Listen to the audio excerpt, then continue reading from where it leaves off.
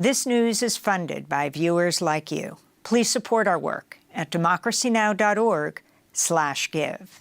Welcome to Democracy Now!, democracynow.org, the War and Peace Report. I'm Amy Goodman. Guilty.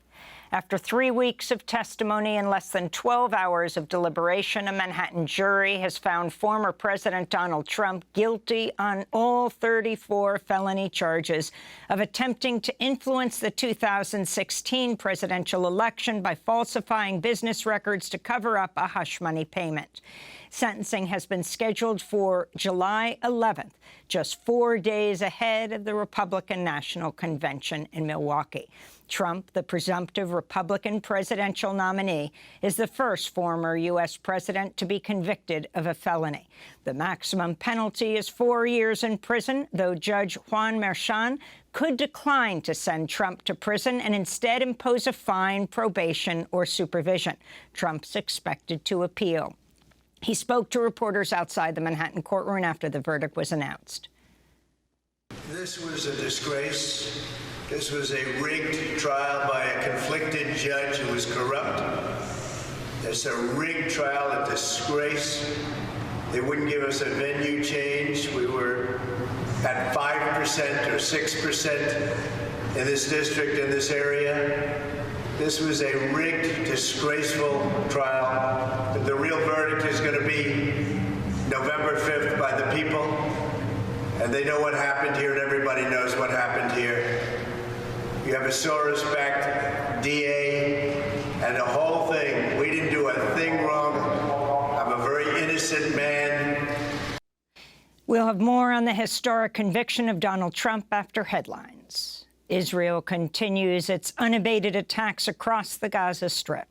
Overnight airstrikes on the Burej refugee camp in central Deir al-Balah killed at least 11 people. Mourners grieve their loved ones at Al-Aqsa Martyrs Hospital. What happened was we heard that there was a massacre in Burej camp from the Al-Sus family. My daughter was there, and her children. She is their daughter-in-law. The whole house was martyred. The Israelis bombed the house. Her husband, her children, her father-in-law, her mother-in-law, her sisters-in-law were killed. The whole family was killed. My darling, my daughter. A separate attack in Nuseirat camp struck a car carrying a family that had been providing free meals for displaced people. In northern Gaza, Israeli troops say they've retreated from Jabalia after 3 weeks of utter destruction. Displaced Palestinians returned to their homes, which in many cases were no longer standing. I was displaced to the camp on the coast when the occupying forces came to the Jabalia camp. When we heard that they had withdrawn, we came back. When we came back to the Jabalia camp, we were shocked by the scenes of what has happened to it. Destruction. Homes have been completely razed to the ground, and what was not leveled to the ground was burned down, and what was not burned was completely destroyed. Meanwhile, the charity Save the Children says Israeli strikes have killed at least 66 people, including many children, over a period of 4 days this week in areas of Rafah that were designated as safe zones. On Thursday, Hamas said it's ready for a complete agreement, including the exchange of hostages and prisoners, if Israel stops its war immediately. An Israeli negotiator dismissed the proposal as delusional. Israel's far-right finance minister, Bezalel Smotrich, has threatened to turn the occupied West Bank, quote, into ruined cities like in the Gaza Strip. Smotrich, an advocate for illegal Israeli settlements, made the remarks in a social media video Thursday. On Thursday morning, Israeli forces stormed the West Bank city of Ramallah in another violent raid, igniting a devastating fire on a vegetable market. Dozens of stores were destroyed by the flames, causing vendors millions in damages as firefighters combated the blaze for hours. Humanitarian groups are condemning an Israeli bill to designate UNRWA as a terrorist organization. Doctors Without Borders called it, quote, an outrageous attack on humanitarian assistance and an act of collective punishment against the Palestinian people, unquote. The group added the bill, which is making its way through the Israeli Knesset, would, quote, amount to a free license to attack UNRWA facilities and its humanitarian personnel, unquote. The UN said this week aid to Gaza had dropped 67% since May 7th as Israel launched its invasion of Rafah. Yemen's Houthi movement said joint U.S.-British strikes killed 16 people and injured 40 others in Hodeidah province Thursday. The U.S. acknowledged launching 13 strikes against Houthi targets in Yemen as Houthi fighters have intensified attacks on freight vessels in the Red Sea and Gulf of Aden, including an attack earlier today on the U.S. Eisenhower aircraft carrier. The Houthi movement is vowing to continue its maritime strikes as long as Israel's war on Gaza is ongoing. Slovenia has become the latest European nation to recognize Palestinian statehood. The move still needs to be approved by the Slovenian parliament, which is expected in the coming days. A New York nurse launched a hunger strike outside the White House Thursday and is calling on all healthcare providers to oppose U.S. support for Israel's assault on Gaza. Jennifer Kuning said in a statement, quote, "The immeasurable trauma that children in Gaza are experiencing is horrifying and completely unjustifiable. Children's brains and bodies are fragile and still growing, and they're being starved, bombed, and traumatized beyond belief. At this point, silence is complicity," she said.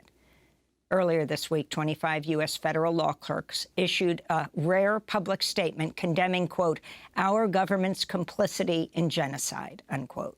The statement was published anonymously, as judges and clerks are forbidden to engage in protest or other political activity. The law clerks wrote, quote, "Although the rules of the judiciary prevent us from publicly advocating at this time, we write this letter as a small gesture of our love and solidarity," unquote. President Biden's given Ukraine permission to defensively deploy U.S. weapons to strike targets inside Russia close to Ukraine's northeast Kharkiv region. The change in policy was widely reported Thursday, though the White House has yet to officially comment on the matter. The new directive does not apply to long-range missile strikes inside Russia. Earlier today, Germany confirmed it was allowing Ukraine to use German-supplied weapons in Russia's border area with Ukraine.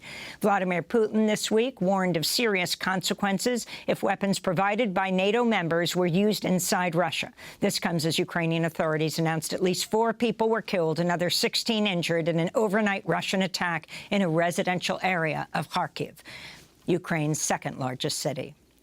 Large swaths of South Asia continue to grapple with a blistering heat wave and soaring temperatures that have reached over 125 degrees Fahrenheit.